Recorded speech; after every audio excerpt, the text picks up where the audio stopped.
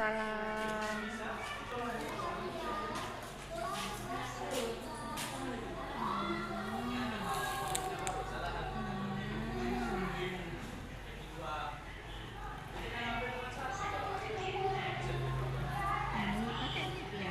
Nggak usah.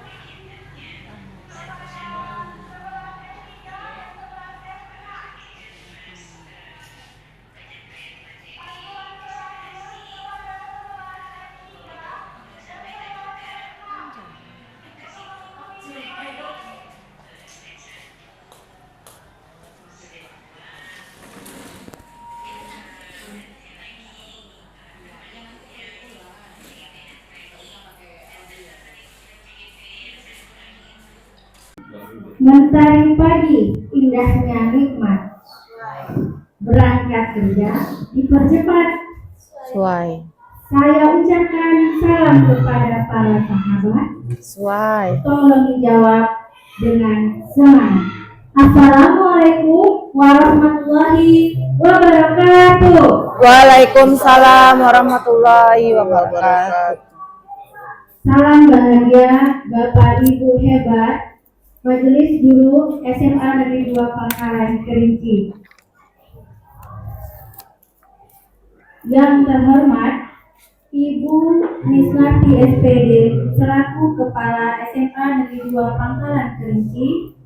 Yang saya hormati Bapak Ibu Majelis Guru SMA Negeri 2 Pangkalan Kerinci yang saya banggakan.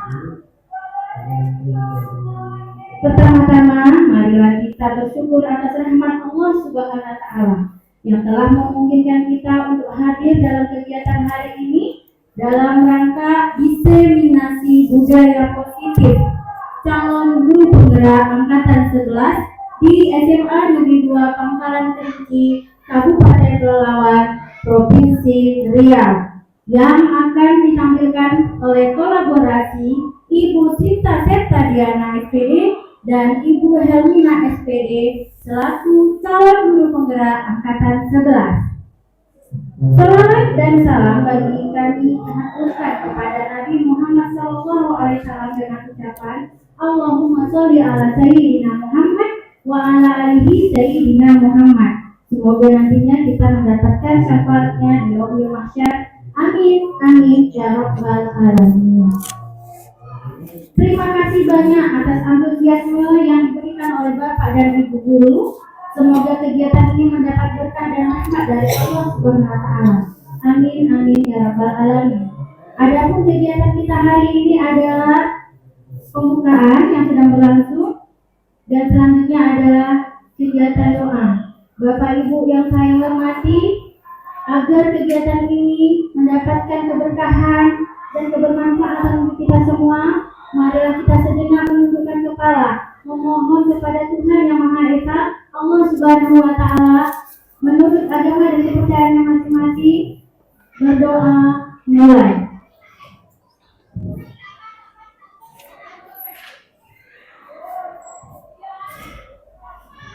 Berdoa selesai.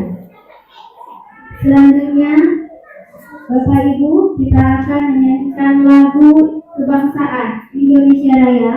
Kami mohon kepada Bapak dan Ibu untuk berdiri.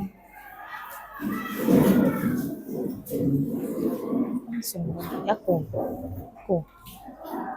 yang gini-giniin pakai musik enggak?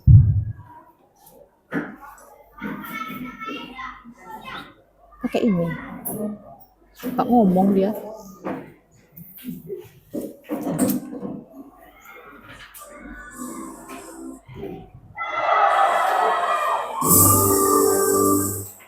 Indonesia tanah airku, tanah tumpah darahku.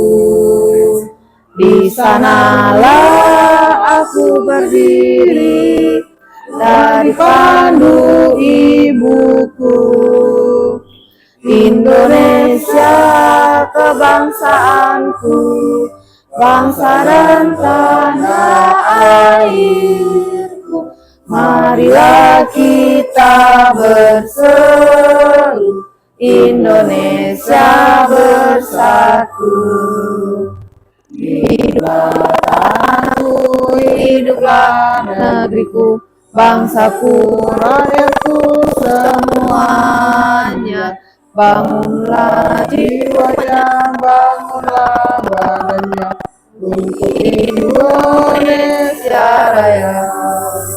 Indonesia Raya, merdeka, merdeka, tanahku, negeriku yang ku cinta.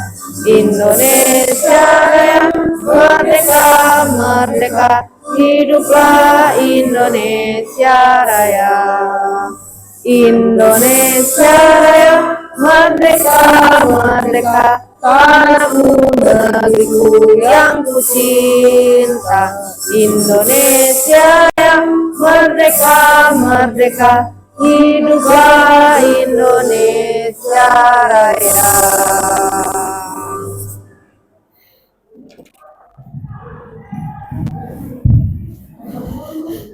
Bapak Ibu, silakan duduk kembali. Selanjutnya, tema kegiatan inti kita yaitu penyampaian diseminasi budaya positif dari kolaborasi Ibu Sinta Septadiana dan Ibu Helena selaku calon guru penggerak angkatan 11. Oleh karena itu, kita berikan sambutan untuk Ibu Kepala Sekolah dalam rangka meresmikan kegiatan tersebut. Kami mohon kesediaan Ibu Wismati dalam memberikan sambutan. Kepada Ibu, kami persilakan. Ini aja lah nak. Satu.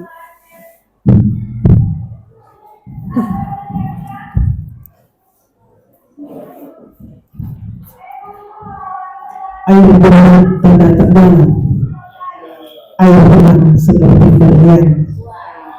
Izinkan saya ucapkan salam untuk terhadir sekalian.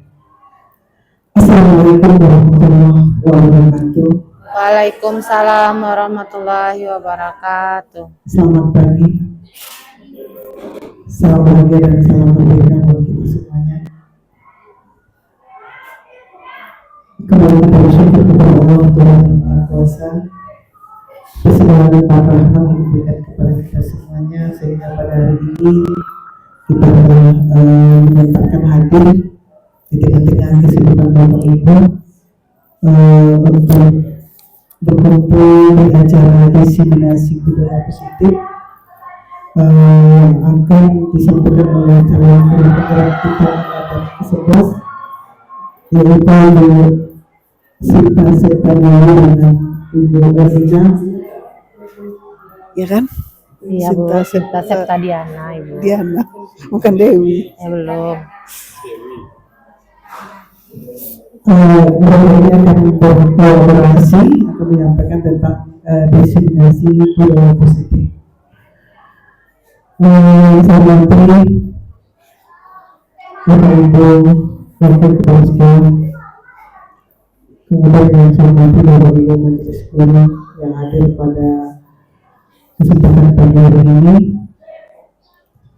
kemudian yang saya muliakan dan teristimewa buat guru kita yang merupakan calon penggerak angkatan 11, mudah-mudahan doa dan harapan kita mereka ini yang akan nantinya berbagi praktik baik ke sekolah kita, ya. Nanti sebentar lagi itu akan menyusul, akan menerima sertifikat guru penggerak, yaitu teman kita juga, yaitu pimpinan dengan Bu Rosa. Insyaallah mereka juga akan lulus, ya, dan juga nanti dibarengi dengan Ibu Helena dan Ibu Sinta. Kemudian salam tercurah kepada Nabi kita Nabi Muhammad SAW dengan melambaskan Allahumma sholli ala Muhammad wa ala ali sayyidina Muhammad. Bapak Ibu yang saya hormati dan saya banggakan, kita bersyukur di tengah-tengah memang kesibukan proses pembelajaran yang kita laksanakan pada hari ini juga akan adanya perlombaan, ya, acara siswa-siswi kita dalam perayaan hari ulang tahun Republik Indonesia yang ke-79 ini. Jadi di tengah Ramadan ini kita juga masih menyempatkan diri untuk bisa melaksanakan kegiatan ini. Mudah-mudahan kegiatan diseminasi ini mampu menambahkan ilmu bagi kita, berbagi praktek baik yang telah mereka berikan nanti oleh guru penggerak ini, calon guru penggerak ini kepada kita semuanya, sehingga dari yang tidak tahu kita akan menjadi tahu. Jadi yang selama ini tidak pernah kita terapkan di kelas, ya terus kita terapkan karena pada prinsipnya bahwa kurikulum merdeka itu adalah berpihak kepada siswa, belajar itu berpihak kepada siswa. Bahkan ada yang mengatakan bahwa kurikulum merdeka itu semuanya dari siswa. Nah, jadi sesuai dengan arahan kemarin oleh kurikulum tetap dikumpulkannya modul ajar ya Bapak Ibu. Nah kan kita sudah ada juga dibagi kemarin oleh penerbit.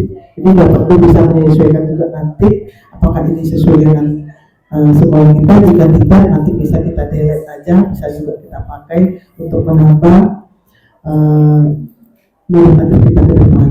Nah kan Bapak Ibu sudah ada juga yang pada buat ya modul ajar sendiri. Nah Bapak Ibu, saya cukup bangga dan berterima kasih kepada Bapak Ibu semuanya, walaupun semuanya tidak ada juga ya, ada yang berpartisipasi main bola ya, bapak-bapak ada yang bermain bola, ada yang pada tanggal juga boxernya juga, udah tahu main bola kan kadang ikatannya itu longgar sehingga lari-lari kencang-kencang kan pada lepas. Nah, jadi ini jangan sampai terjadi nanti Bapak Ibu, sehingga yang menonton itu sama siswa-siswa kita, jadi kita ketawa apalagi muncul-muncul. Kalau bapak sudah lari-lari itu kan muncul Bapak Ibu. Nah, jadi muncul juga jangan lari lagi. Kalau misalkan nggak usah ikut, ya nggak usah ikut seperti itu. Menyemangat aja. Nah, jadi baik Bapak Ibu, saya ucapkan dengan mengucapkan Bismillahirrahmanirrahim. Dari diseminasi budaya positif calon guru penggerak kita angkatan 11 Ibu Herlina dan Ibu Sinta Sekta nanti akan menyampaikan dengan baik paparan yang mereka sampaikan, kemudian bermanfaat bagi Bapak Ibu semuanya. Mudah-mudahan nanti ya akan bisa kita terapkan di sekolah kita. Dengan mengucapkan Bismillahirrahmanirrahim, diseminasi budaya positif calon guru penggerak 11 saya nyatakan dibuka. Terima kasih kepada Bapak Ibu semuanya. Tetap bertahan Bapak Ibu sampai memang selesai acara ini. Jangan ada nanti yang tidak perlu kali berusaha keluar. Dan terima kasih sekali lagi. Mudah-mudahan apa yang mereka sampaikan bermanfaat bagi kita semua. Amin. Terima kasih. Assalamualaikum warahmatullahi wabarakatuh. Selamat pagi. Waalaikumsalam warahmatullahi wabarakatuh. Jangan. Lah Bu, makasih banyak ya Bu. Terima Apalagi, kasih Sin? kepada Ibu yang sudah Ini untuk apa? hari ini. Nanti ada permainan. Artinya kegiatan kita sudah bisa kita mulai atas Siapa dulu? kegiatan Ibu dulu. terima kasih juga kepada Bapak Ibu untuk setia nantinya sampai akhir kegiatan kita hari ini. Maka dari itu kita masuk pada presentasi diseminasi budaya positif kolaborasi dari dua calon guru penggerak angkatan 11 yang hebat dan luar biasa. Kita sambut Ibu Sinta Septadiana dan Ibu Herlina. Berikan tepuk tangan yang meriah. Assalamualaikum warahmatullahi wabarakatuh dan selamat pagi.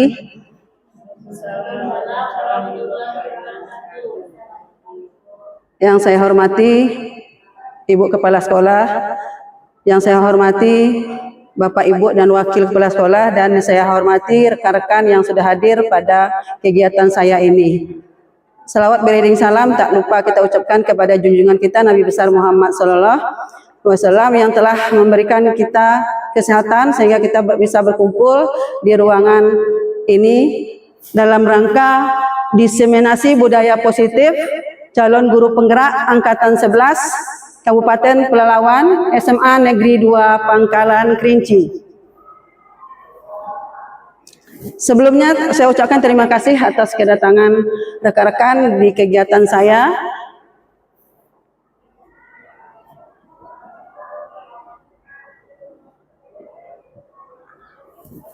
Perkenalkan saya Helmina SPD, CGP Angkatan 11, Kabupaten Pelalawan, dari SMA Negeri 2, Pangkalan Kerinci.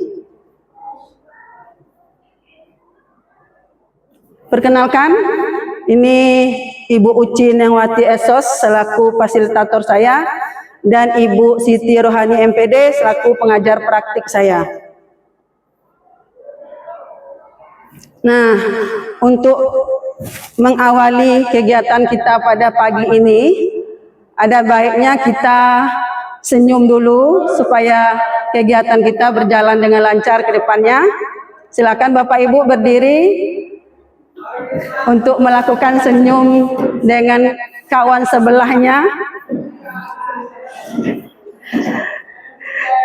Berilah senyum termanis selama 30 detik.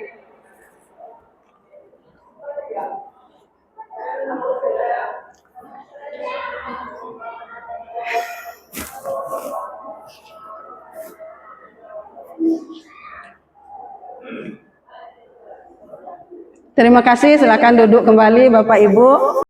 Senyum, kegiatan kita akan berjalan sesuai dengan yang kita jadwalkan. Ini kesepakatan kelas kita pada pagi ini, ya. Ada kalau kita mau berpendapat itu setelah dipersilakan. Ketika satu orang berbicara maka yang lain mendengarkan. Yang ketiga, berpartisipasi penuh secara aktif dalam kegiatan kita, berpikiran terbuka dan saling menghormati, dan mengikuti kegiatan dengan perasaan bahagia, ya Bapak Ibu. Jadi tidak ada tekanan-tekanan. Yang berikutnya, nah tujuan yang akan kita capai dari kegiatan ini adalah guru dapat memahami konsep inti dari materi budaya positif, serta menerapkan konsep-konsep budaya positif dalam pembelajaran dan seluruh aktivitas dalam kehidupan sehari-hari. Ini tujuan kegiatan kita pada pagi ini. Ini ada perubahan paradigma belajar, ya. Yang pertama, semua upaya pendidikan harus berpusat pada kepentingan peserta didik atau siswa. Yang kedua, sistem pendidikan nasional tidak berjalan sendiri. Ketiga, teknologi mesti dimanfaatkan sebagai fasilitas pendidikan. Dan yang terakhir adalah mengubah mindset birokrat.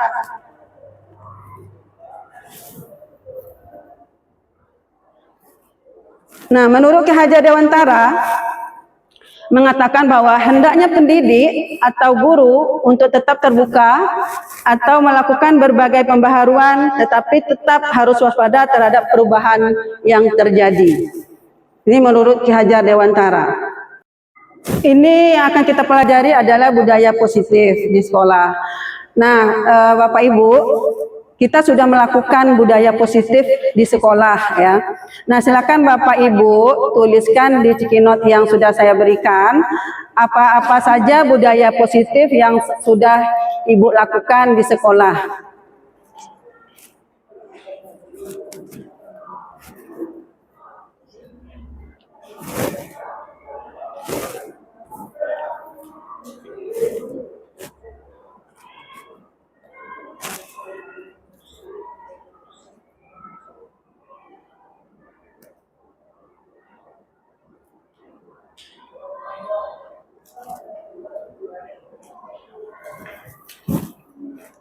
Sudah Bapak Ibu?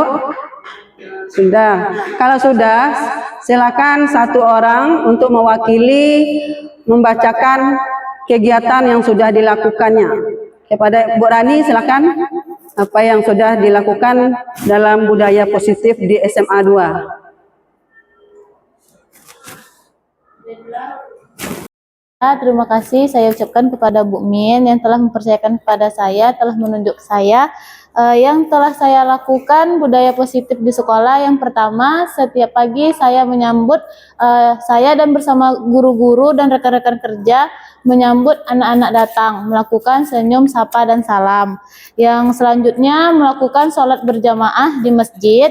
Yang selanjutnya mengarahkan anak-anak buang sampah pada tempatnya, melakukan apel pagi sebelum masuk kelas, habis itu makan bersama ketika setelah sholat berjamaah. Oke, terima kasih kepada Ibu Rani yang sudah menjalankan budaya positif di sekolah. Silakan duduk, Bu Rani. Makasih, Bu. Nah, bagi ibu-ibu yang belum punya kesempatan untuk membacakannya, silakan menempelkan di karton yang sudah saya sediakan.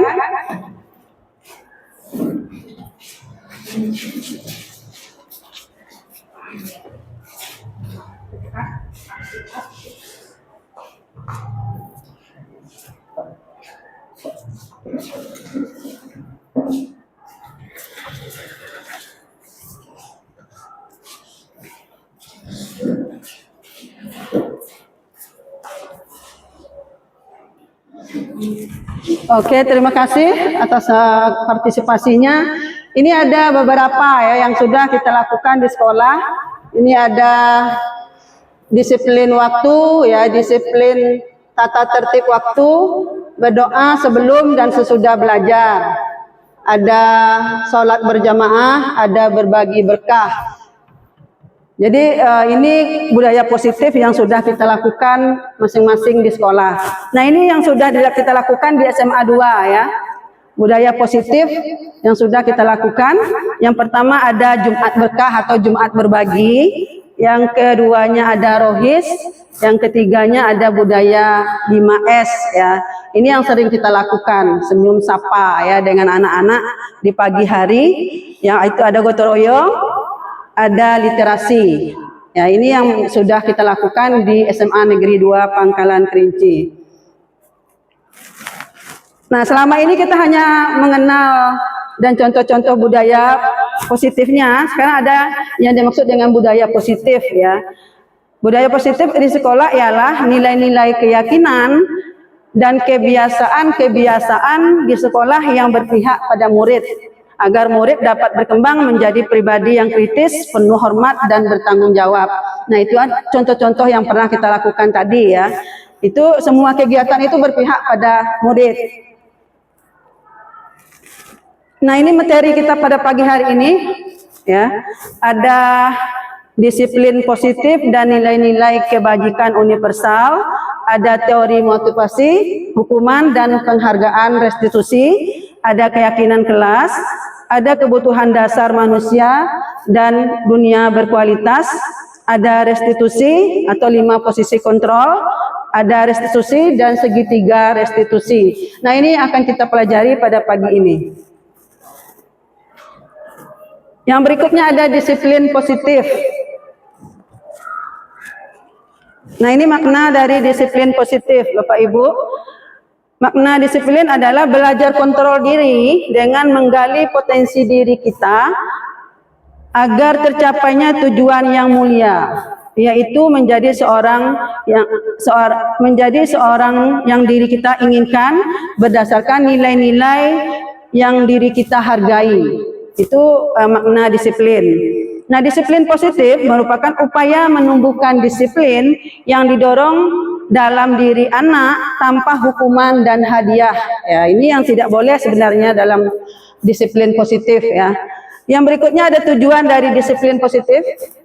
Menanamkan motivasi yang ketiga pada murid-murid kita, yaitu untuk menjadi orang yang mereka inginkan dan menghargai diri sendiri dengan nilai-nilai yang mereka percaya. Itu tujuan daripada disiplin positif. Yang berikutnya, bagaimana seorang bisa berubah dari paradigma stimulus respon kepada pendekatan teori kontrol menurut Stephen ya. Bila kita ingin sikap atau perilaku Anda, namun bila kita ingin memperbaiki cara-cara utama kita, maka kita perlu mengubah kerangka acuan kita. Ubahlah bagaimana Anda melihat dunia bagaimana Anda berpikir tentang manusia, ubahlah paradigma Anda, skema pemahaman dan penjelasan aspek-aspek tertentu dan realitas. Ini kalau kita ingin merubah paradigma kita ya, misalnya selama ini kita malas masuk, akhirnya untuk merubah paradigma itu kita rajin masuk ya. Yang berikutnya ada nilai-nilai kebajikan universal. Nilai-nilai kebajikan universal merupakan nilai-nilai kebajikan yang disepakati bersama, lepas dari suku, bangsa, agama, bahasa, maupun latar belakang. Ini nilai-nilai kebajikan universal. Jadi kita tidak memandang suku, bangsa, dan lain-lainnya.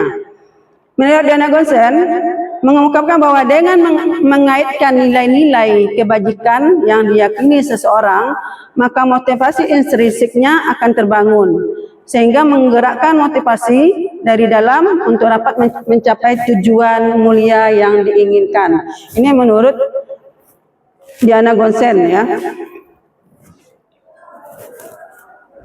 Yang berikutnya ada teori motivasi, hukuman dan penghargaan restitusi. Ini ada motivasi sebagai perilaku manusia.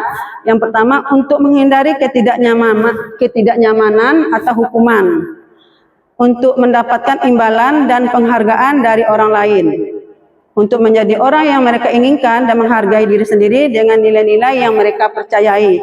Jadi kalau kita bekerja, Bapak Ibu, kita tidak meminta penghargaan. Ya, kita datang pagi, datang tepat waktu, bukan kita mengharapkan penghargaan dari kepala sekolah, tidak. Ya, memang tanggung jawab kita sebagai seorang pendidik, ya Bapak Ibu ya. Ini hukuman, penghargaan, dan restitusi. Kita lihat di hukuman ya. Yang namanya hukuman itu anak-anak merasa disakiti atau tersakiti ya. Korban mendapatkan keadilan, perilaku pasif agresif meningkat, mode paksaan, benci peraturan tidak berlaku pada anak yang tidak takut. Kalau yang berani itu dia tidak memandang hukuman ya. Konsep diri buruk, menyembunyikan kesalahan, penguatan negatif. Ini yang berbentuk hukuman. Ya. Yang kedua ada konsekuensi. Tidak nyaman, korban bisa terabaikan, jangka waktu pendek, membutuhkan monef, menghormati peraturan, stimulus atau respon, mendorong kepatuhan, konsep diri, belajar taat peraturan, penguatan positif. Ini sudah agak membaik ya, karena merupakan satu konsekuensi yang harus kita lakukan. Yang berikutnya ada restitusi. Restitusi itu merupakan pilihan dan manfaat penguatan ya. Korban mendapat ganti, masalah terpecahkan, belajar bertanggung jawab, jangka panjang, teori kontrol, konsep diri, menghormati diri dan orang lain. Ini ciri-ciri dari ada hukuman, ada konsekuensi, dan restitusi. Ya Bapak Ibu ya, kita lihat nih, ada contoh dari kegiatan hukuman, restitusi, dan konsekuensi tadi. Kita lihat contoh soal yang pertama, contoh kejadiannya. Yang pertama ada push up karena terlambat. Nah Bapak Ibu, kita sering kadang ya, anak-anak terlambat, kita suruh push up. Nah, dalam sekarang ini sebenarnya itu tidak boleh dilakukan, merupakan tidak boleh kita laksanakan. Nah, kalau kita lihat dari push up karena terlambat, ini termasuk hukumankah, konsekuensikah, atau restitusi? Menurut Bapak Ibu, termasuk apa? Termasuk dalam apa ini? Hukuman, ya benar ya, termasuk dalam hukuman, karena anak tidak mendapatkan keadilan ya, ini yang namanya hukuman. Yang kedua, berkeliling lapangan karena terlambat di jam olahraga. Nah ini sebagai guru olahraga Bu Lina. Terima kasih Bu Min atas waktunya untuk pertanyaan yang kedua, itu termasuk restitusi. Itu berkeliling lapangan, karena tadi kan teman-temannya sudah melakukan peregangan pemanasan, juga keliling lapangan. Jadi karena temannya terlambat tadi memang harus melakukan bagian dari keliling lapangan tersebut.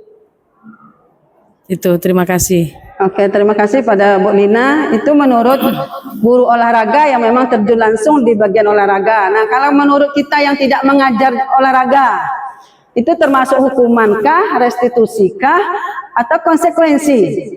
Hukuman. Hukuman, ya. Apa alasannya? Hukuman? Karena tidak jam olahraga. Karena tidak jam olahraga, kita mengasih hukuman fisik ya. Fisik. Hukuman fisik itu. Yang berikutnya ada tugas tambahan karena nilai ulangan rendah. Nah, ini sering kita lakukan ini ya. Tugas tambahan, nilai anak rendah kita kasih lagi tugas tambahan. Akhirnya numpuk di situ dia tugas yang ada tidak bisa dikerjakan, kita tambah lagi tugas yang baru. Nah, ini termasuk hukuman, restitusi atau konsekuensi? Hukuman, ya. Apa alasannya? Apa alasan bahwa yang nomor 3 itu termasuk dalam hukuman? Saya Bu Min, yang nomor 3 itu termasuk dalam hukuman karena anak yang nilai ulangannya rendah bukan ditambah lagi ulangannya, tapi diberikan pembinaan. Oke, terima kasih Bu Min. Oke, terima kasih kepada Ibu Narti ya. Ya, itu termasuk dalam hukuman ya, karena kita tidak boleh sebenarnya kalau anak sudah nilainya rendah kita tambah lagi dengan tugas-tugasnya, itu tidak memungkinkan untuk dia ya. Makanya kita melakukan pembinaan dengan siswa tersebut. Yang berikutnya ada siswa diberikan ujian karena tidak menyelesaikan tugasnya atau tidak mendapatkan nilai yang baik. Ini termasuk hukuman, konsekuensi atau restitusi? 5, Bapak Ibu, jika seorang siswa merusak properti sekolah, siswa memperbaiki atau mengganti barang yang rusak atau melakukan layanan yang bermanfaat bagi komunitas sekolah, ini termasuk hukuman, restitusi atau konsekuensi? Restitusi, Bu. Restitusi. Coba Bu Agnes, apa alasannya? Baiklah, terima kasih kepada Ibu Min yang telah memberikan saya kesempatan untuk menjawab pertanyaan nomor 5. Itu termasuk pada restitusi. Kenapa? Karena dia merusak properti sekolah, di mana properti sekolah disediakan untuk fasilitas sekolah tersebut. Nah, jadi kalau dia ada salah satu peserta didik yang merusak, maka dia harus mengganti properti yang dirusak, karena itu termasuk dalam layanan yang dilakukan oleh komunitas sekolah. Oke, terima kasih kepada Ibu Agnes yang sudah menyampaikan pendapatnya. Ya, memang itu termasuk restitusi ya. Kadang tidak semua masalah itu bisa selesai dengan kita melakukan restitusi, itu tidak. Cuman kasus-kasus yang berat itu memang harus dilakukan. Kadang merupakan hukuman. Ya, ini sebenarnya bisa masuk ke hukuman juga ya, karena sudah melakukan kesalahan yang berat. Karena sudah merusak fasilitas sekolah ya. Ini contoh-contoh yang kegiatan hukuman, restitusi, dan konsekuensi. Yang berikutnya, nah ini kreativitasnya ya, mematikan penghargaan ya, penghargaan kepada peserta didik. Ini sebenarnya tidak boleh kita lakukan ya, karena akan mematikan kreativitas yang lainnya. Kita ngasih hadiah ke yang satu lain, otomatis yang lainnya merasa dikucilkan atau merasa ya kok saya tidak dikasih hadiah ya. Nah, makanya mematikan kreativitas anak ya, mengurangi ketepatan, tidak efektif, menghukum, menurunkan kualitas, merusak hubungan jangka pendek dan jangka panjang. Ini kalau kita memberikan penghargaan kepada peserta didik ya. Nah, yang berikutnya,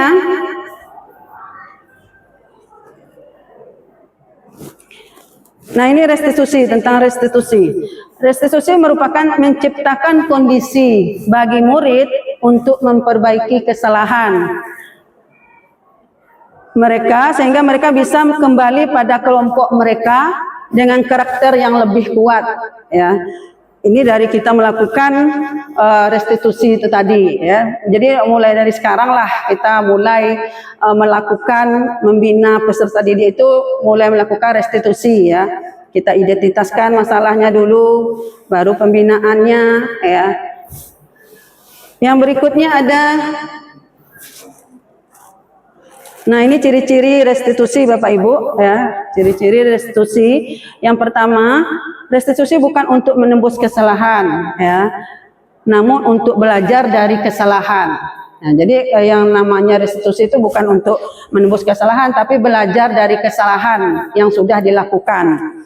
Yang berikutnya, restitusi adalah cara yang paling baik untuk menyelesaikan masalah. Cuman harus kita garis bawahi bahwa tidak semua harus kita lakukan dengan restitusi untuk menyelesaikan masalah. Seperti yang tadi kasus yang berat, itu tidak bisa kita lakukan dengan restitusi karena sudah merusak sarana prasarana sekolah.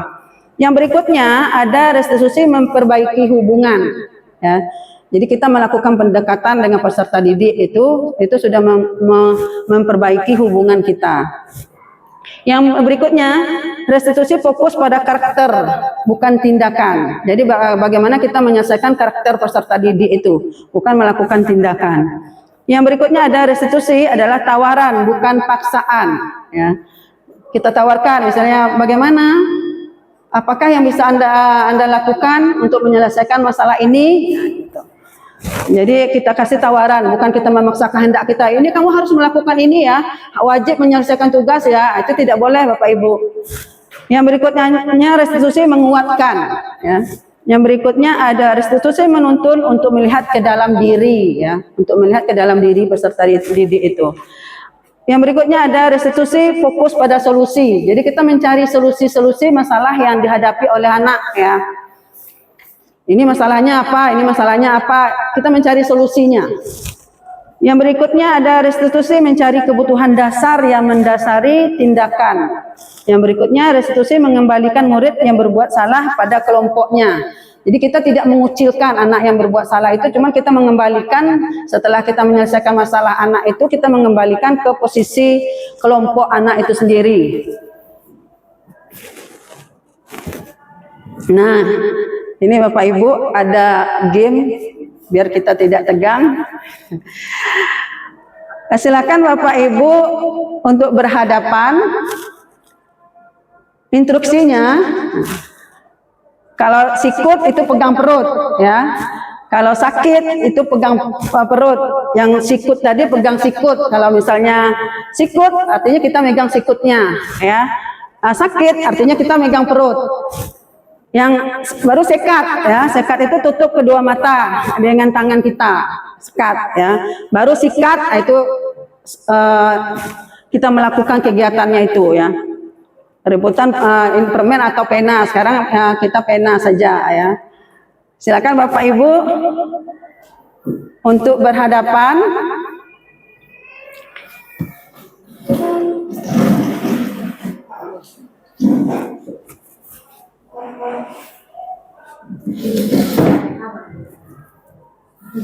Ingat ya Bapak Ibu tadi, untuk sikut berarti kita megang sikutnya ya.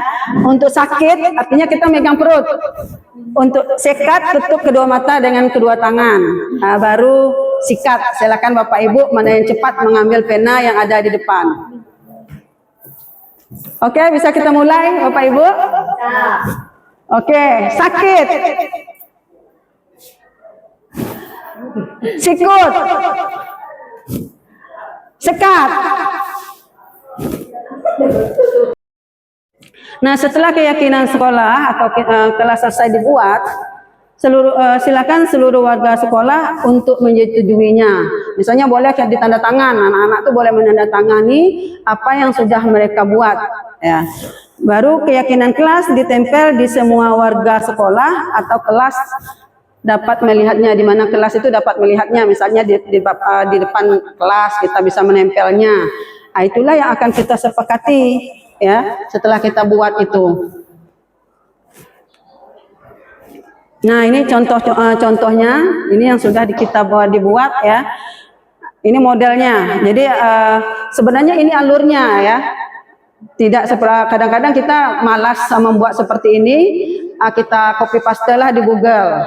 Padahal itu hal yang salah, karena belum tentu hal yang diyakini orang sama dengan keyakinan kita. Itu yang tidak boleh ya. Jadi ya namanya kesepakatan kelas atau keyakinan kelas, memang kesepakatan antara kita dengan anak yang kita ajar atau kita sebagai wali kelasnya itu.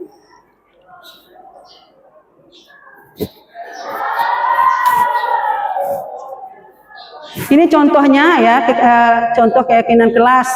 Di kelas 1 misalnya setiap anggota kelas perlu belajar. Ya, yang setiap anggota kelas perlu senang.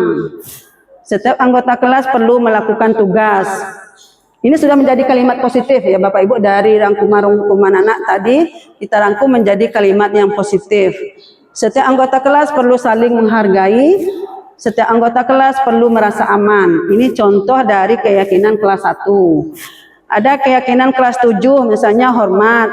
Kami meyakini bahwa sangat penting untuk menghormati semua orang dan barang milik orang lain. Yang berikut ada bekerja. Kami meyakini bahwa sangat penting untuk mengerjakan segala pekerjaan atau mengikuti kegiatan yang telah ditugaskan. Berikutnya ada diterima dan dimiliki. Nah, ini yang seharusnya siswa merasa diterima dan dimiliki. Kami meyakini bahwa sangat penting untuk merasa diterima pada suatu kelompok dan saling peduli satu dengan yang lain. Ini contoh dari keyakinan kelas 7 ya Bapak Ibu ya. Ini ada contoh keyakinan matematika kelas 12 ya. Ada misalnya menerapkan budaya 7S, senyum, sapa, salam, sopan, santun, sabar dan sadar.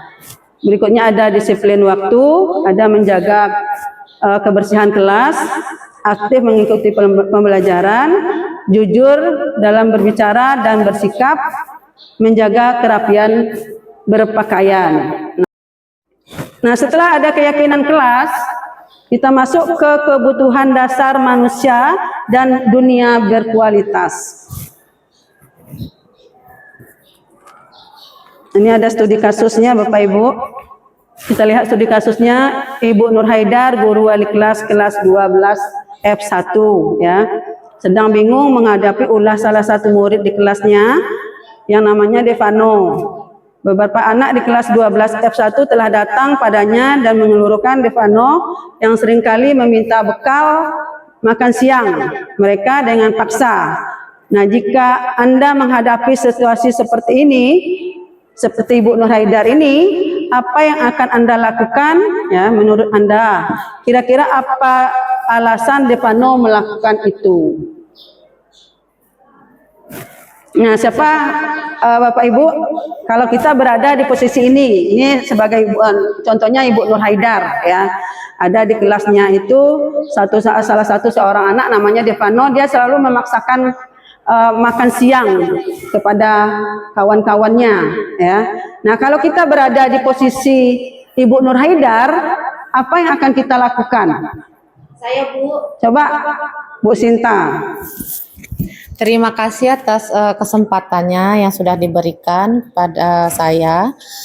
Baik Bu Elmina, saya akan mencoba menjawab pertanyaan dari studi kasus Ibu Nur Haidar yang sebagai wali kelas 12 F1. Dan apabila saya menjadi seorang wali kelas dengan kasus Ibu Nur Haidar dan Devano ini, pertama-tama saya akan memanggil dulu Devanonya, menanyakan apa yang membuat atau apa alasan sehingga dia meminta bekal makan siang kepada teman-temannya.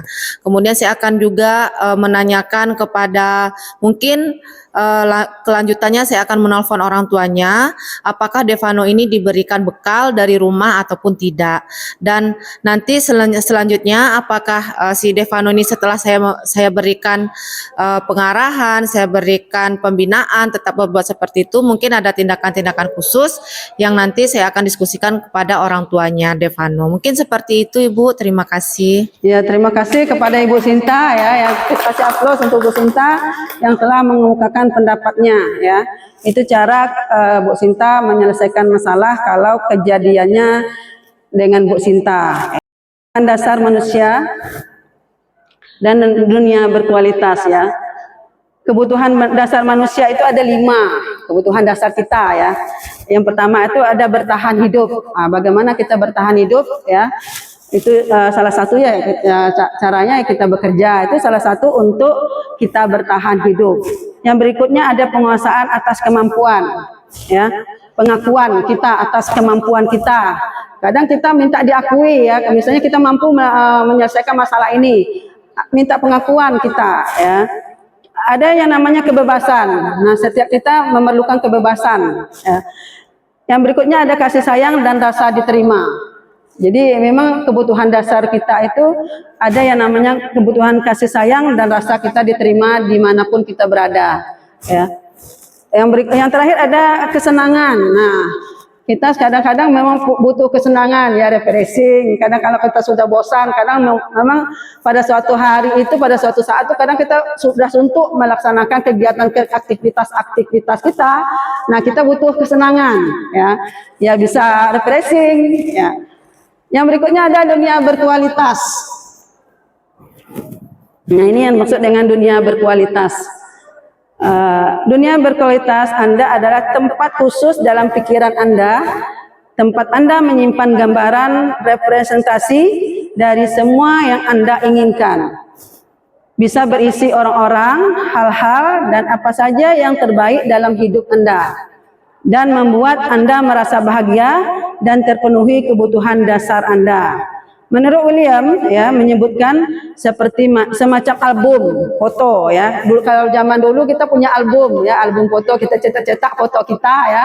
Kalau sekarang karena sudah tersimpan semua di HP, jadi album anggaplah memori di HP kita itu album kita ya. Nah, sehingga isinya tidak akan terlalu banyak ya. Hanya akan terdiri dari beberapa hal saja yang sangat signifikan dan benar-benar terbaik dalam hidup Anda, yang membuat hidup Anda menjadi lebih bermakna. Kebutuhan dasar bersifat lebih umum dan universal, sedangkan dunia berkualitas lebih unik dan profesional. Itu yang terakhir itu ada bedanya antara tadi ya, yang kebutuhan dasar manusia dengan dunia berkualitas. Itu yang dimaksud dengan dunia berkualitas. Nah, ini ada konsep kebutuhan dasar manusia ya. Konsep 5 kebutuhan dasar manusia tidak hanya berlaku bagi anak-anak atau murid-murid ya, namun juga bagi manusia dewasa, termasuk kita sebagai manusia dewasa ya. Dalam setting sekolah, para tenaga pendidik dan kependidikan, lihatlah para guru di sekolah kita ya, dapatkah kita memprediksi kira-kira guru mana yang memiliki kebutuhan dasar yang tinggi akan penguasaan ya, power kita penguasaan tuh ya. Ada kebebasan, ada kesenangan atau kasih sayang dan diterima. Ini kebutuhan dasar kita tadi ya. Kebutuhan dasar mana yang sedang berusaha dipenuhi oleh guru ketika mereka melakukan sebuah tindakan tertentu? Kalau begitu, apa yang dapat dilakukan oleh seorang pemimpin sekolah berdasarkan 5 kebutuhan dasar ini dalam rangka mewujudkan lingkungan budaya sekolah yang positif? Nah, di antara 5 itu Bapak Ibu, mana yang pernah kita rasakan? Coba siapa yang pernah merasakan dalam kegiatan kita? Oke, butuh kasih sayang ya. Refreshing, apalagi yang paling dasar makan. Oh, makan untuk bertahan hidup ya. Nah, itu untuk bertahan. Jadi kebutuhan kita itu berbeda-beda ya. Itu tadi macam-macam, ada yang butuh kesenangan, ada yang butuh refreshing, ada yang butuh makan ya. Ada yang butuh yang namanya merasa diterima ya. Itu termasuk kebutuhan dasar kita. Ini ada pendapat dari Gesser menyatakan bahwa kapasitas untuk berubah ada di dalam diri kita. Jadi kalau kita ingin berubah, itu bukan ada paksaan dari orang lain, tapi memang dari dalam diri kita sendiri untuk merubah itu ya. Tidak ada paksaan, orang lain hanya bisa mengingatkan kita saja, yang melakukan kita ya. Jadi tidak bisa dipaksakan orang lain untuk kita merubah sesuatu itu ya. Jika kita dapat mengidentifikasi kebutuhan apa yang mendorong perilaku kita, maka perubahan perilaku positif dapat dimulai dengan mencari solusi untuk memenuhi kebutuhan tertentu dengan cara yang positif. Jadi kalau image kita sudah positif nih, ya dari pagi misalnya kita akan berbuat baik nih, melakukan menolong sesama misalnya ya. Kalau sudah pikiran kita positif, insya Allah hasilnya akan positif ya Bapak Ibu. Nah ini kita masuk ke restitusi ya, 5 posisi kontrol.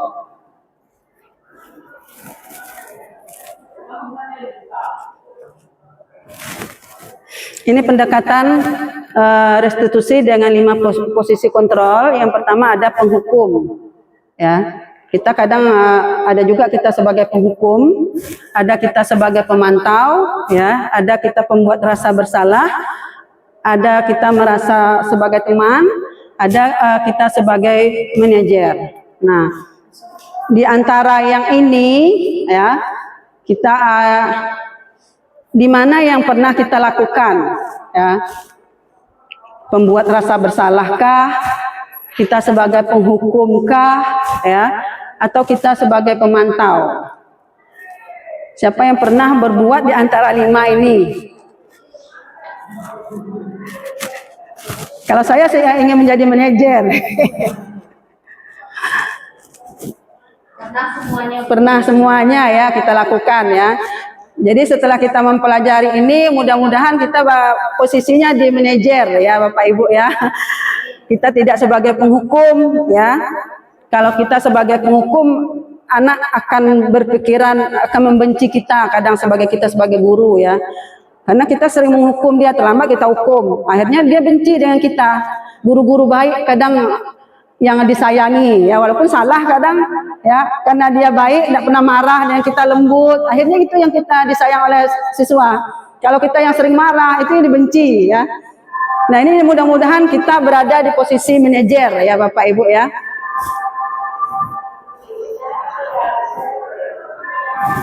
Nah ini ada tentang video 5 posisi kontrol ya.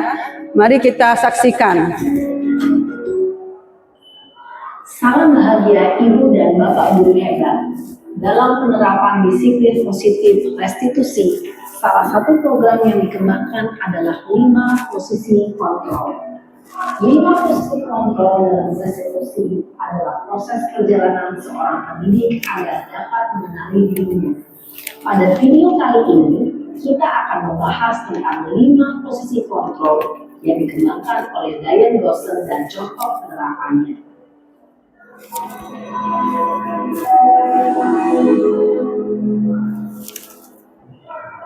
5 posisi kontrol itu adalah 1. Posisi penghukum, 2. Posisi pembuat rasa bersalah, 3. Posisi teman, 4.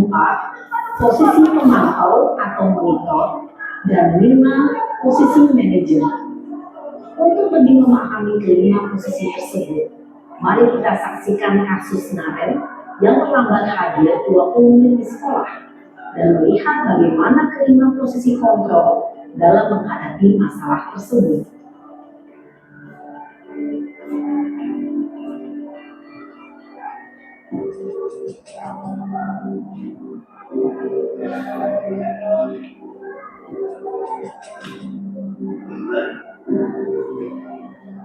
Naren,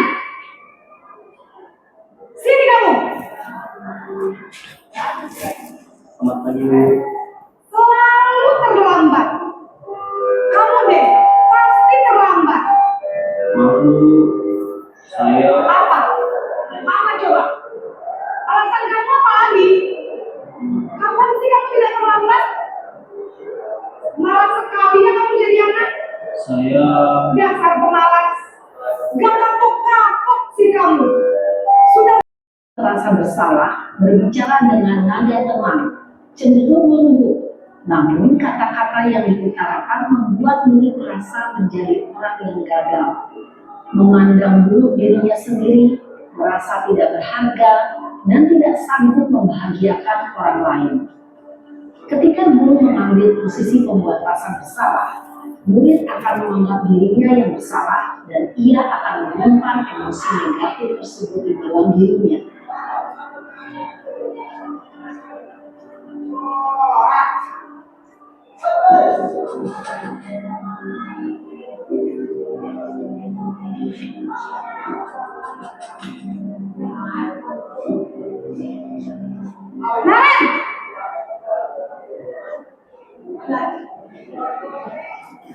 Selamat pagi Bu. Wah, sudah jam berapa ini, Nak? Terlambat lagi ya, sayang. Iya Bu, habis ibu saya belum membangunkan saya Bu. Kamu malah menyalahkan ibu kamu. Kamu bukannya anak yang lari yang paling kencang. Kok terlambat sih? Iya Bu, saya memang telat bangun tadi. Jadi biarpun saya lari kencang, tetap gak kencang Bu. Ya sudah sana. Nanti lain kali larinya lebih kencang lagi ya. Biar gak terlambat lagi. Bikin seneng ibu. Demi ibu. Bisa kan? Bisa lah Bu. Ya sudah sana masuk kelas.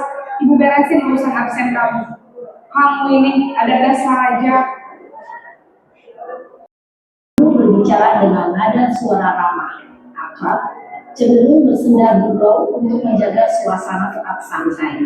Murid akan merasa senang, aman, dan akrab dengan guru. Identitas yang tercipta adalah identitas sukses dan berhasil. Namun, ini diingat karena ini masih dorongan eksternal, maka ada faktor ketergantungan dari murid kepada orang tertentu. Di sini belum absennya, sehingga di lain waktu murid bisa berperilaku baik, namun hanya kepada orang-orang tertentu saja.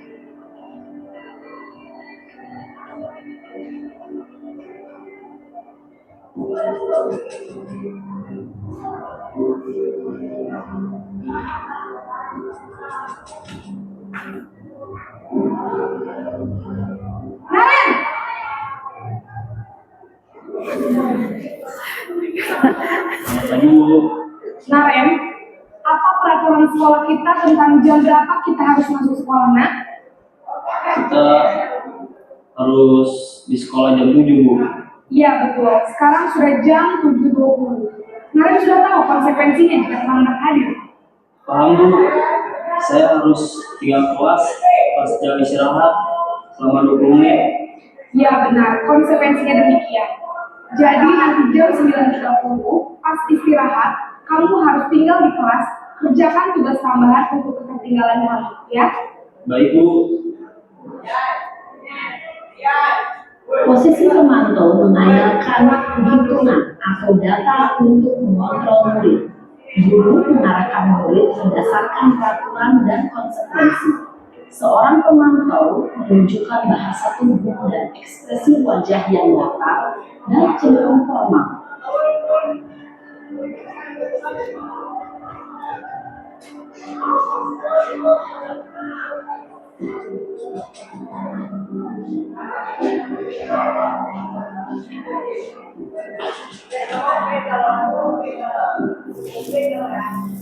Naren!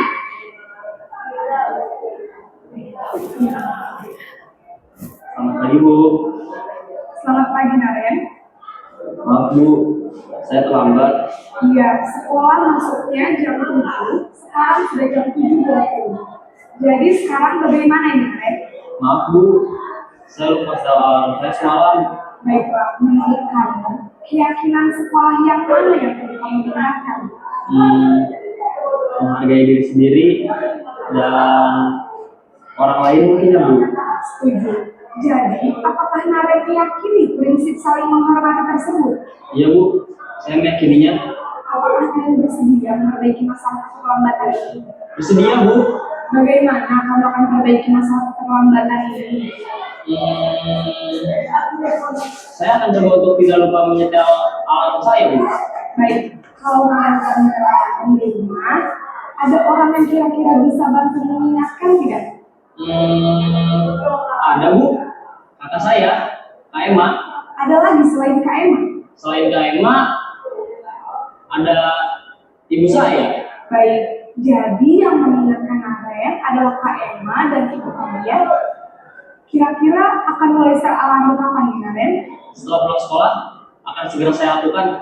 Baik, jadi Naren akan secara alami untuk bangun besok pagi dan akan diingatkan oleh kakak dan ibunda Naren ya. Ada lagi yang mungkin perlu dilakukan Naren agar tidak terlambat bangun lagi. Tidak ada, Bu. Baik Naren, terima kasih untuk bersama kamu. Sekarang kamu perlu kembali ke kelas untuk belajar. Baik, Bu. Terima kasih.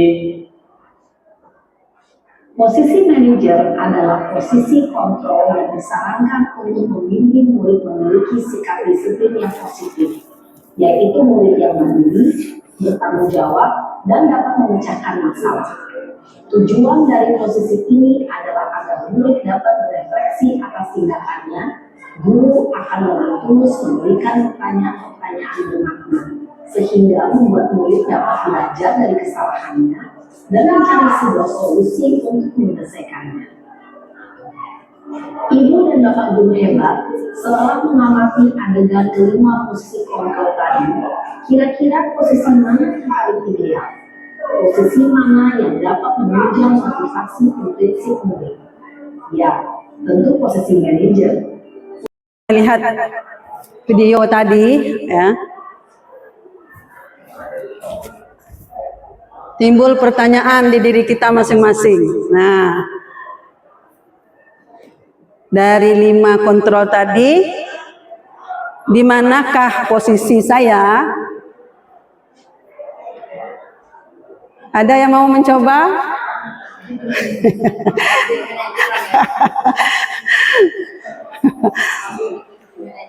Nah, setelah kita menonton video ini ya, mudah-mudahan Bapak Ibu kita merubah paradigma kita ya. Mudah-mudahan setelah kegiatan kita ini kita akan menuju sebagai seorang manajer ya Bapak Ibu ya.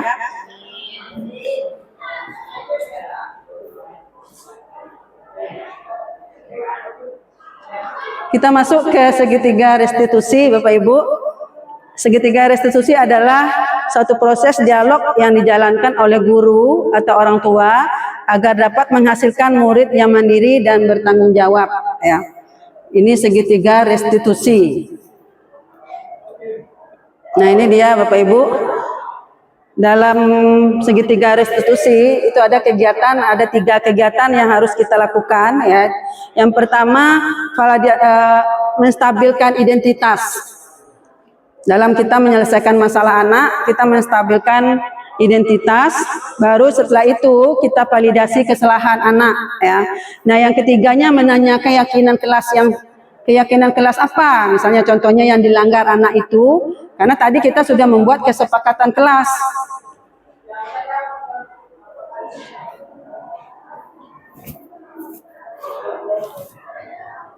Ini yang posisi menstabilkan identitas ya.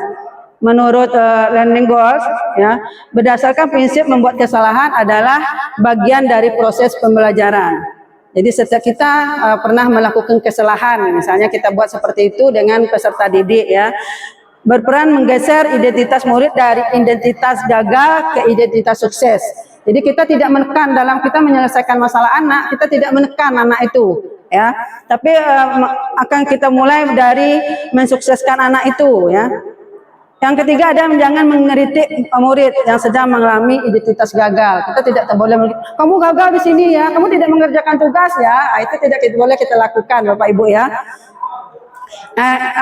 Menstabilkan identitas itu kita menyelesaikan masalah anak dengan mengajukan pertanyaan. Ini contoh-contoh pertanyaan yang bisa kita lakukan Bapak Ibu dalam menyelesaikan masalah anak. Yang pertama itu membuat kesalahan sesuatu yang wajar. Jadi kita membuat kesalahan itu wajar ya nak, gitu. Manusia tidak ada yang sempurna. Nah, manusia tidak ada yang sempurna. Semua orang pernah melakukan kesalahan. Kita bisa memperbaiki masalah ini dari kesalahan yang kita perbuat. Saya tidak menanyakan kesalahan, tapi fokus memperbaiki masalah. Ya, kita tidak menanyakan kamu kenapa berbuat seperti itu, tidak ya. Tapi bagaimana kita fokus memperbaiki masalah itu. Yang berikutnya ada, apakah saat ini kamu tengah menjadi seorang yang baik? Nah, itu yang perlu kita tanyakan dalam menstabilkan identitas. Yang nomor 2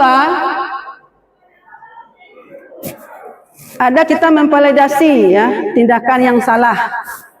Menurut Goals ya berdasarkan prinsip setiap perilaku berupaya memenuhi suatu kebutuhan tertentu ya. Guru akan bergeser ya dari pemikiran simulus atau respon menjadi proaktif. Ya, kita harus proaktif dalam menyelesaikan masalah anak. Mengenali dan mengakui kebutuhan murid, dapat memperbaiki hubungan dengan murid. Yang terakhir ada pernyataan-pernyataan disampaikan dengan nada suara tidak menghakimi. Ya, kita biasanya menghakimi, memojokkan anak. Kamu salah ya, itu tidak boleh kita lakukan. Ajukan pertanyaan. Ini salah satu contoh pertanyaan yang kita ajukan dalam kita memvalidasi tindakan yang salah. Kamu bisa saja bertindak lebih gegabah lagi dari ini, gitu ya. Kamu bukan melakukan tanpa suatu alasan. Kamu melakukannya karena mempertahankan sesuatu yang penting bagimu. Ya. Mungkin kamu bisa mempelajari suatu perilaku baru yang lebih efektif. Bersediakah kamu mempelajarinya? Nah, ini contoh dari pertanyaan validasi tindakan yang salah. Yang terakhir dari tindakan restitusi itu kita menanyakan keyakinan. Ya. Tujuannya adalah teori kontrol, menyatakan bahwa pada dasarnya kita termotivasi secara intrinsik. Saat perilaku telah divalidasi dan identitas sukses telah stabil, maka murid telah siap mengaitkan keyakinan dengan tindakan yang salah. Nah, ini contoh pertanyaan yang boleh kita ajukan kepada peserta didik itu ya. Sebagai keluarga atau kelas apa yang kita yakini, nilai-nilai apa yang telah kita sepakati, seperti apa gambaran sebuah kelas yang ideal bagi kamu? Kamu ingin menjadi orang yang seperti apa? Nah, ini contoh pertanyaan yang akan kita ajukan dalam menanyakan keyakinan kepada anak ya. Nah, setelah selesai ya, saya mengucapkan ya, terima kasih atas waktu yang Bapak Ibu berikan dalam kegiatan saya ya. Akhirnya saya ucapkan salam tergerak ya, bergerak dan menggerakkan ya. Saya ucapkan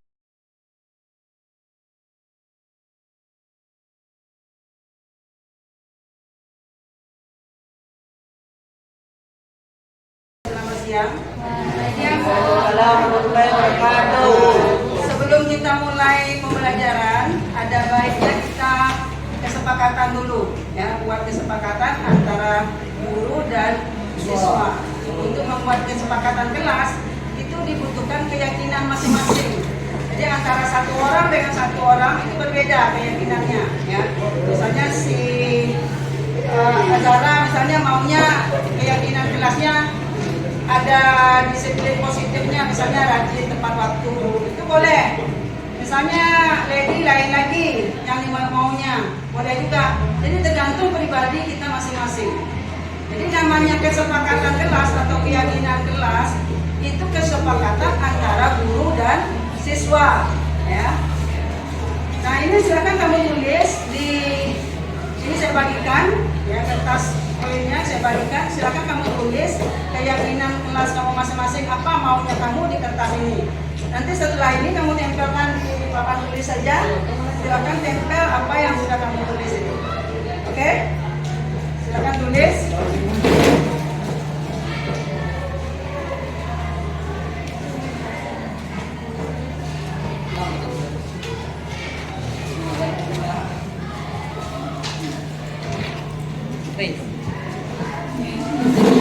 Pinjam pena.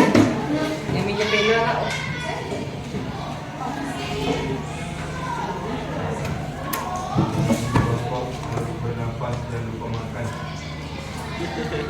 Boleh juga tuh. Ini bu, misalnya. Tidak boleh makan gitu. Boleh. Boleh gila.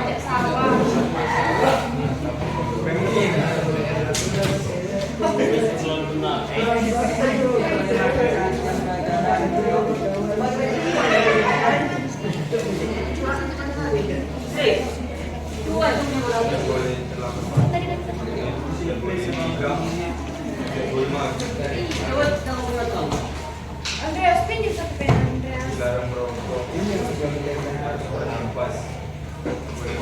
Nah, silakan kamu tulis keyakinan kamu masing-masing. Setelah itu baru kamu kumpulkan di papan tulis. Silakan tempel.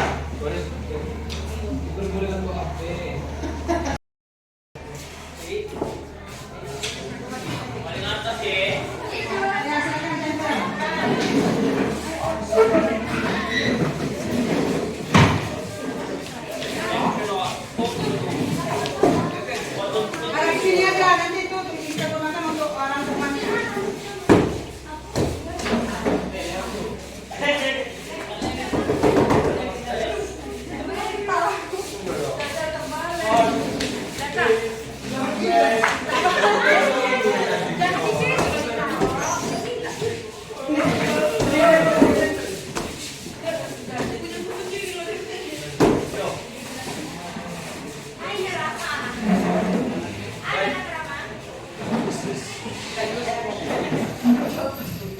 Nah, itu keyakinan kelas masing-masing ya, yang kami inginkan semuanya itu sudah dilakukan di sana. Ini silakan ambil satu, coba bacakan.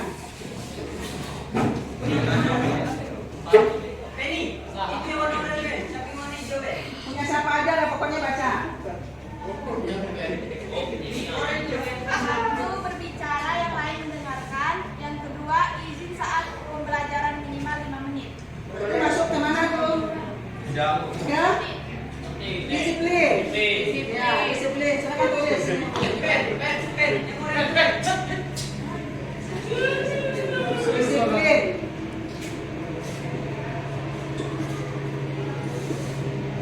Datang tepat waktu ya. Datang tepat waktu.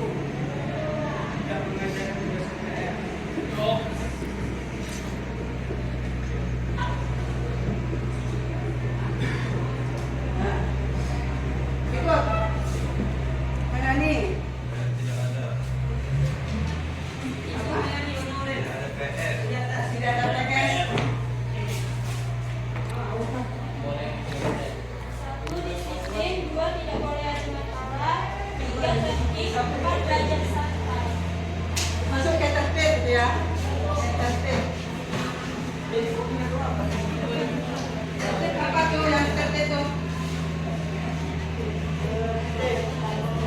Memakai seragam. Tertib memakai seragam. Hah? Memakai seragam dan menjaga ketertiban selama pelajaran. Tertib memakai seragam.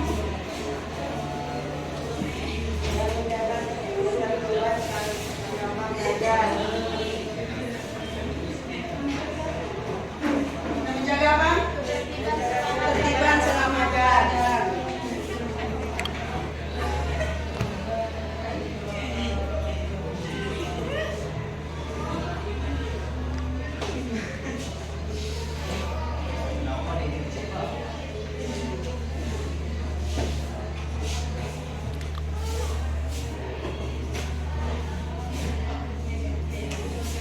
Lagi John, coba baca John.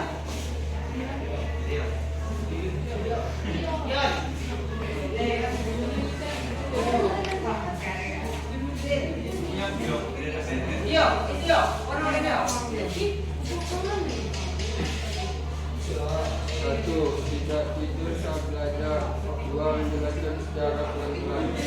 Tugas, termasuk tugas. Tugas.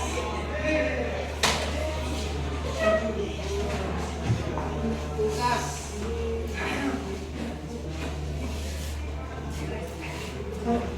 Bertanggung jawab menyelesaikan tugas.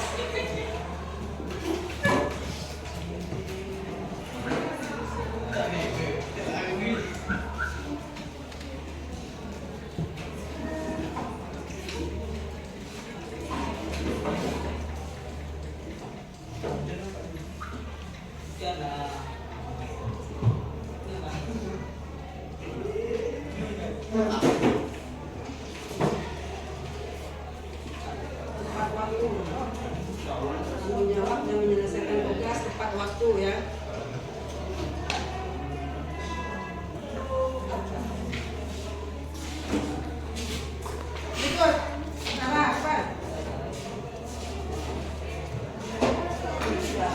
Berapa menit? Berapa menit? Berapa menit?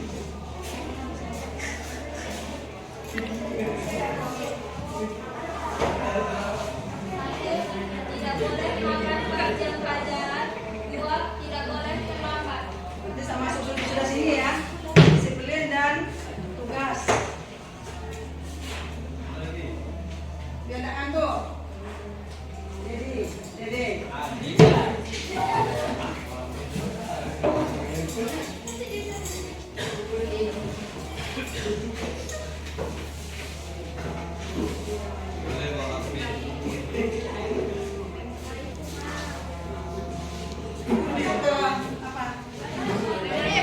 Kebersihan, saling menghargai, respect berarti ya, saling menghargai itu respect.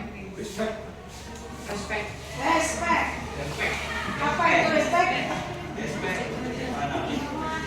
Hormat pada guru dan sesama teman. Respect.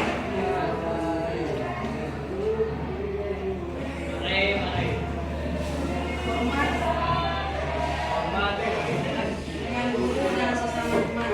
Satu lagi.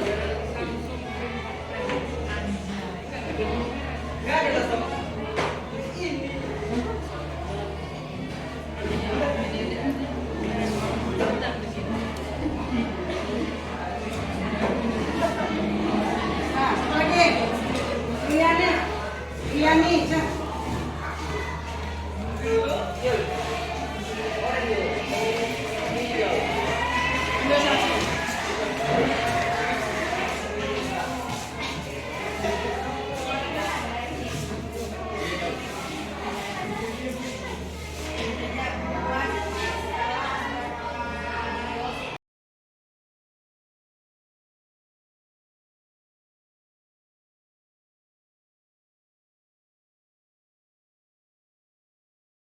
Saya Feni dari kelas 12 F9. Saya sangat senang dengan keyakinan kelas ini karena dengan keyakinan kelas ini saya bisa tahu bagaimana caranya disiplin, mengerjakan tugas tepat waktu dan bagaimana cara tertib dalam belajar. Terima kasih. Saya Cinta dari 12 F9 merasa senang dengan kesepakatan kelas.